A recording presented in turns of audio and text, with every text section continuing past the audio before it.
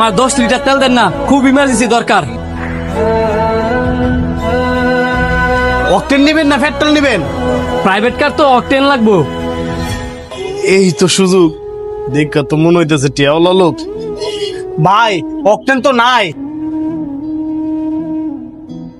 ভাই দেন না, ম্যানেজ করে দিতে পারেন কিনা?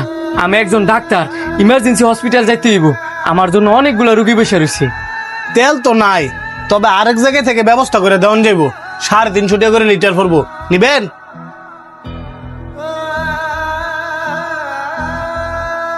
1 লিটার 140 টাকা করিয়া, আর আপনি বলতেছেন 350 লিটার? এমনই তেলের ক্রাইসিস, বিপদ হলে তো মানুষ 500 টাকা লিটারও নেয়। আর আমরা ডাক্তার মানুষ দিকে আপনার তো কমই কইছি। এখন আপনি যদি নেন তাহলে আইনা দিমু। আপনি কিন্তু জুলুম করতেছেন, ভুলা যায় না। জুলুমকারীরে কিন্তু আল্লাহ পাক পছন্দ করে না। বিপদে কিন্তু আপনিও পড়তে পারেন। এত কথা শুনতাম না, এটা আমার ব্যবসা। এখন তেল আপনি কি নিবেন? ঠিক আছে দেন।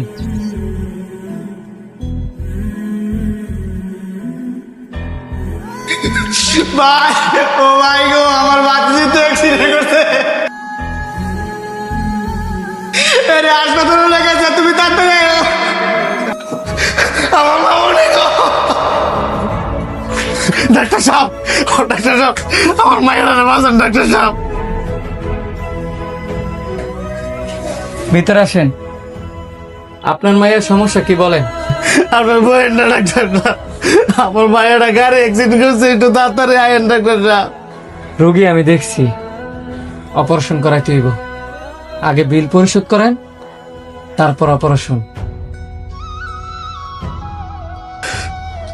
স্যার কত টাকা দেওয়ান লাগবো? এই ধরেন 1-1.5 লাখ। আর এটা যেহেতু আমার ব্যবসা, আপনি 3 লাখ দিতে হইব। ব্যবসা মানে? স্যার ডাক্তারের ধর্ম তো রুগীর সেবা করা। ও, ডাক্তারের ধর্ম সেবা করা, আর আপনাদের ধর্ম কি জুলুম করা?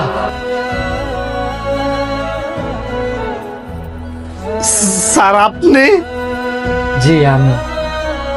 আপনার একটা কথা বলছিলাম না, যে বিপদ কার কখন আসে কেউ বলতে পারে না। আমার প্রয়োজনে আমি আপনার কাছে গেছিলাম, আর এখন আপনার প্রয়োজনে আপনি আমার কাছে আইছেন। একটা মানুষ বিপদে পড়লেই তার কাছ থেকে জুলুম করে ব্যবসা করতে হইব, এটা কোন ধর্মের মধ্যে আছে? এখন আপনি বলেন, আপনার জন্য কি করতে পারি? স্যার আমি আমার ভুলটা বুঝতে পারছি স্যার। প্রয়োজন হলে আপনার জুতাতে আমার দুটা মারে দেন স্যার, তারপর আমার ভাইয়ের চিকিৎসাটা করুন স্যার। আমার একটা মাত্র ভাইয়া স্যার, আমার ভাইয়ের চিকিৎসাটা শুরু করুন স্যার। দেখেন, আমরা সবাই ভুল করি, আবার ভুলটা বুঝতেও পারি, কিন্তু আমরা এমন কিছু কিছু ভুল করি যে ভুলের মাসুল অনেক কঠিন ভাবে দেওয়া লাগে।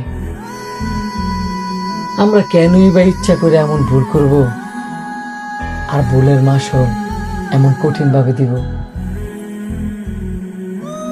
জুলুমকারী, হিংসাকারী আর গীবতকারী, এই মানুষগুলোকে আল্লাহ পাক পছন্দ করেন না।